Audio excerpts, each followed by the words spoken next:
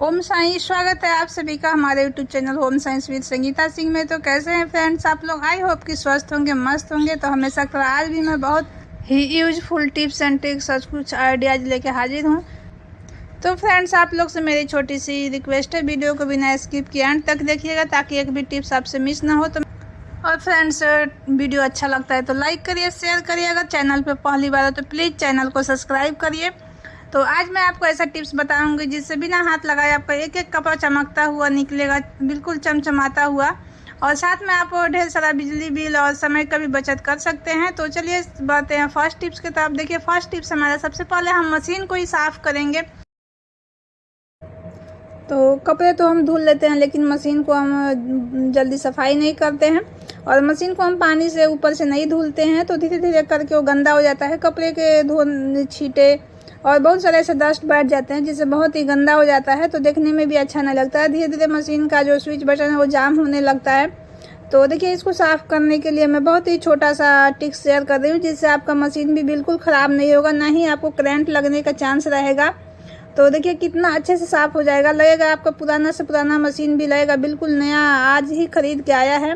तो आप थोड़ा सा कोलगेट लीजिए और कोलगेट लेके आप चारों तरफ लगा दीजिए। फिर आप एक सॉक्स पहन के और उसे बिल्कुल अच्छे से इस तरह से मल दीजिए। फिर देखिएगा चारों तरफ मशीन इतना अच्छा से साफ़ हो जाएगा। तो ज़्यादा तो इसको हम स्विच के पास इसे साफ़ करते हैं, ताकि स्विच के पास तो हम पानी नहीं डाल सकते हैं। पानी डालेंगे तो हमारा स्विच ख़राब होने का चांस रहेगा और करंट लगने का भी चांस रहेगा। तो देखिए वहाँ पे बहुत ज़्यादा डस्ट और मैल बैठ जाता है जिससे अच्छा देखने में भी अच्छा नहीं लगता है।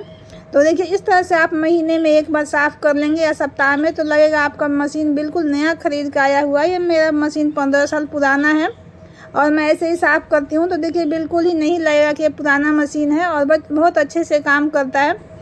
तो देखिए अगर हम अच्छे से मशीन की सफाई नहीं करते हैं तो धीरे धीरे वो किसी न किसी चीज़ के दाग धब्बे लगते हैं और धीरे धीरे वो मशीन पर चारों तरफ बैठने लगता है और बहुत ही ख़राब लगता है, वो धब्बे धब्बे दिखने लगता है। तो इस तरह से आप हमेशा सफाई करते रहेंगे तो कभी भी आपकी मशीन पे कोई भी दाग धब्बा, को किसी भी चीज़ का दाग नहीं दिखेगा। धीरे धीरे देखते हैं अगर नीचे से पानी भी लगता है तो बहुत ही ख़राब सा उसमें धब्बा धब्बा होने लगता है पानी का भी, और येलो येलो सा मशीन में बैठ जाता है, तो वो भी अच्छा नहीं लगता है। तो आप इस तरह से नीचे का भी आप इस तरह से ब्रश से साफ़ कर लीजिए ताकि हम कपड़ा डालेंगे तो उसमें से कोई भी डस्ट हमारे कपड़े में नहीं लगेगा। देखिए वहाँ हम नहीं साफ़ करते हैं तो हमारे कपड़े में भी वो गंदगी लग जाता है।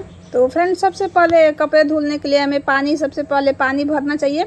हमें सर्फ और कपड़ा एक साथ नहीं डालना चाहिए। तो सबसे पहले पानी भर लीजिए, फिर आप सर्फ डाल के और इसको थोड़ा देर चलाइए ताकि सर्फ अच्छे से घुल जाए मशीन में पानी के साथ।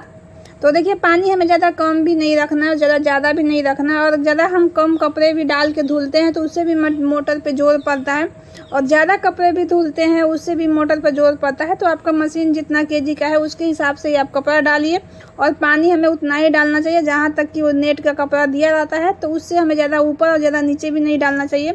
तो देखिए सर्फ हमारा घुल गया। अब हम एक एक करके इस तरह से कपड़े डाल देंगे।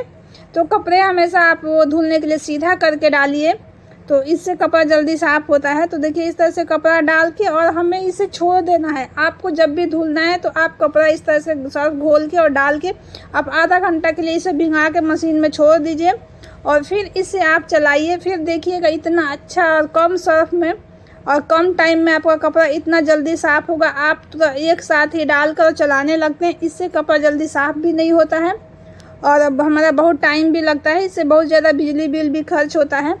तो देखिए थोड़ा देर ही आप चलाएंगे, मात्र आप 15 मिनट मशीन को चलाएंगे तो देखिएगा आपका कपड़ा बिल्कुल साफ़ हो जाएगा, बिना हाथ लगाए एक कपड़ा एकदम चमचमाता हुआ निकलेगा। तो इस तरह से एक बार धुल के देखिएगा। हम साथ में कपड़ा और पानी और सर्फ एक साथ डाल के चलाने लगते हैं तो इससे हमारा कपड़ा जल्दी साफ़ भी नहीं होता है, हमारा बिजली बिल भी खर्च होता है, हमारा सर्फ भी बर्बाद होता है।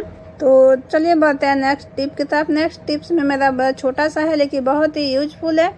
तो देखिए कभी कभी हमें बहुत ज़रूरी होता है, हम बहुत ही इमरजेंसी में हमें कपड़ा धुलना पड़ता है, और हमें कहीं जाना है या किसी को कहीं जाना है और कपड़ा हमें तुरंत चाहिए, तो हम आधा घंटा में धुल के और इसे सुखा सकते हैं।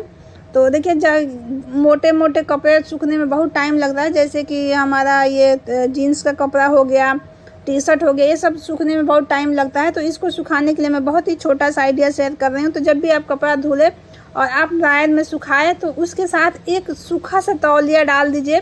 लेकिन ध्यान रखिएगा कि आप जो भी कपड़ा डालें सूखने के लिए तो उसे उल्टा कर लीजिए ताकि तौलिया का रेशा उसमें न लगे।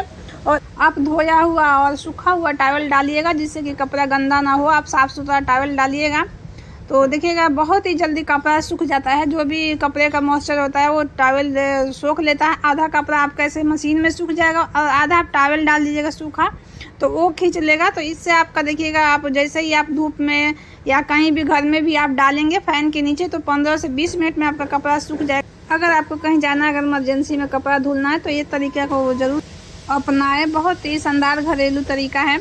तो चलिए नेक्स्ट टिप भी देख लेते हैं। नेक्स्ट टिप हमारा है बेडशीट को लेके। तो जब भी हमें बेडशीट धुलना होता है हम ऐसे ही मशीन में डाल देते हैं।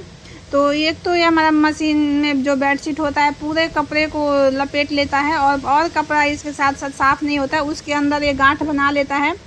तो देखिए जब भी आपको बेडशीट धुलना है तो आप चारों कॉर्नर को पकड़ लीजिए और उसमें चारों कॉर्नर के साथ एक इस तरह से गांठ लगा दीजिए। तो इस तरह देखिएगा आपका बेडशीट भी चारों तरफ से अच्छे से साफ़ हो जाएगा और बाकी अन्य कपड़े को ये अपने अंदर लेके और गांठ नहीं बनाएगा। तो आप जितना तो इससे आपके मशीन के मोटर पे भी जोर नहीं पड़ेगा। अगर मशीन के मोटर पे जोर पड़ता है तो वो बहुत जल्दी ख़राब हो जाता है और हमें निकालते समय और फैलाते समय भी बहुत आसानी रहेगा। अगर एक दूसरे में कपड़े लिपट जाते हैं तो निकालते समय भी बहुत दिक्कत होता है। तो उम्मीद करती हूँ ये सारा टिप्स आपको पसंद आएगा। तो पसंद आएगा तो प्लीज़ चैनल को सब्सक्राइब करिए। आज के लिए बस इतना ही, मिलते हैं अगले वीडियो में। ओम साईं।